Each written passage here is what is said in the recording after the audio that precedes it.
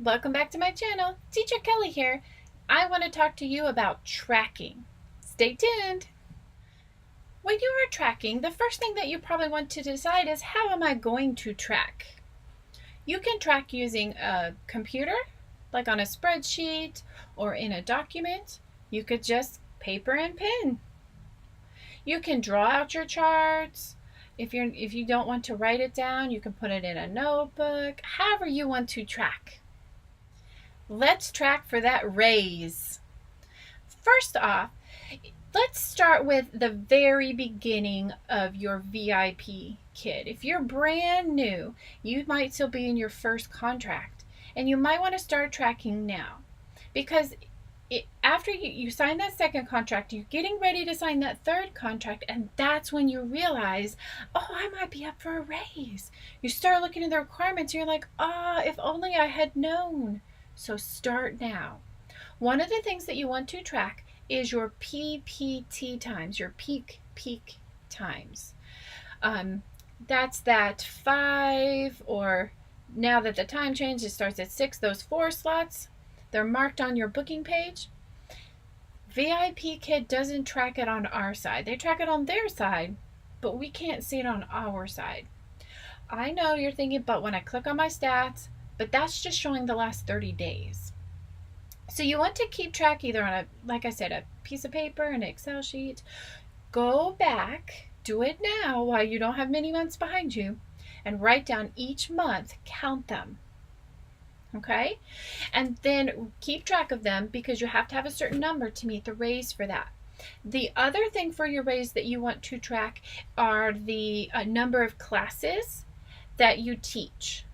Yes, that's on there, but on one of them, and I'm always mixing it up, so check. One of them shows your finished classes. Make sure that you have subtracted out your teacher no-shows or your teacher cancellations, because those don't count. So make sure you subtract those. The other thing that you want to be aware of for your raise is that if this is your first contract, when you get ready to sign your third contract, you'll be at the end of your 12th month, if you will. I know it's 6 in each one, but they look back at the whole year. So thinking of that, you have to meet these requirements at month 11, not month 12. You don't get that last month to get I just need 4 more. They had that contract ready at the end of the 11th month.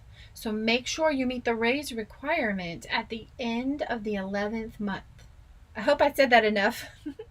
Expenses. You want to be tracking your expenses, because some of the expenses can be subtracted or deducted from your taxes.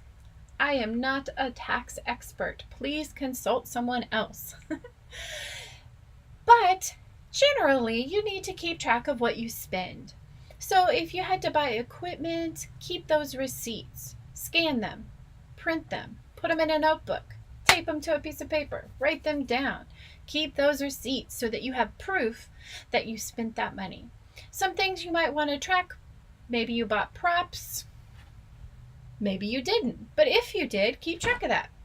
Light bulbs. Any equipment, office supplies that you needed. If you bought anything for your background, really anything that is an expense in your business, you want to write down and keep track of.